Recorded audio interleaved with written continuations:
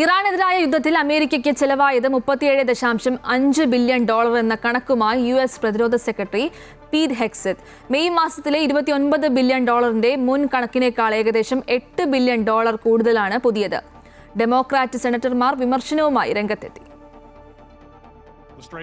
ഉയർന്നുവരുന്ന യുദ്ധച്ചെലവുകൾക്കിടയിലും തങ്ങളുടെ ബജറ്റ് ആവശ്യം അടിയന്തരമായി അംഗീകരിക്കണമെന്നാണ് പെന്റഗൺ മേധാവിയുടെ ആവശ്യം. യുഎസും ഇറാനും തമ്മിൽ വീണ്ടും യുദ്ധം ആരംഭിച്ചതിനു ശേഷം സെനറ്റ് അപ്രോപ്രിയേഷൻ കമ്മിറ്റിക്ക് മുന്നിൽ ആദ്യമായി ഹാജരായ ഹെഗ്സെത്ത് ജനപ്രതിനിധികൾ അടിയന്തരമായി ഫണ്ട് വർദ്ധിപ്പിക്കാൻ അനുമതി നൽകിയില്ല എങ്കിൽ സൈനിക പരിശീലനം വെട്ടിച്ചുരുക്കേണ്ടി വരുമെന്ന മുന്നറിയിപ്പ് നൽകിയിരിക്കുകയാണ്. തന്റെ വകുപ്പിനായി $87 ബില്യൺ ഫണ്ടാണ് അദ്ദേഹം ആവശ്യപ്പെടുന്നത്.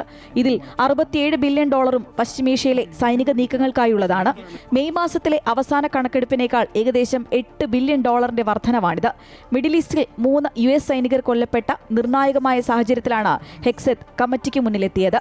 ഭൂരിഭാഗം ഡെമോക്രാറ്റുകളും ഈ ആവശ്യത്തെ എതിർക്കുന്നുണ്ട്. കൂടാതെ റിപ്പബ്ലിക്കൻ പാർട്ടിക്കുള്ളിലും ഇതിനെ ചൊല്ലി അതൃപ്തി നിലനിൽക്കുന്നുണ്ട്. ബജറ്റ് സന്തുലിതമാക്കുന്നതിനായി മറ്റ് മേഖലകളിലെ ചെലവുകൾ വെട്ടിച്ചുരുക്കണമെന്നാണ് റിപ്പബ്ലിക്കൻ പാർട്ടിയിലെ അംഗങ്ങൾ ആവശ്യപ്പെടുന്നത്. ജനപ്രതിനിധി സഭ വ്യാഴാഴ്ചയോടെ പിരിയും.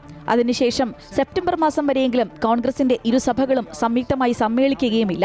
റിപ്പബ്ലിക്കന്മാർക്ക് ആവശ്യമായ വോട്ടുകൾ സമാഹരിക്കാൻ കഴിഞ്ഞാൽ പോലും പെന്റഗണിന് ഈ ഫണ്ട് ലഭിക്കാൻ ഏതാനും മാസങ്ങളെടുക്കും. വരാനിരിക്കുന്ന സാമ്പത്തിക വർഷത്തിൽ പെന്റഗണിലേക്ക് $1.5 ട്രില്യൺ അനുവദിക്കണമെന്ന് ഏപ്രിൽ മാസത്തിൽ വൈറ്റ് ഹൌസ് കോൺഗ്രസിനോട് ആവശ്യപ്പെട്ടിരുന്നു. ഇത് അംഗീകരിക്കപ്പെടുകയാണെങ്കിൽ അമേരിക്കയുടെ ഏറ്റവും ഉയർന്ന സൈനിക ചെലവായി ഇത് മാറും. International desk, Amrita news.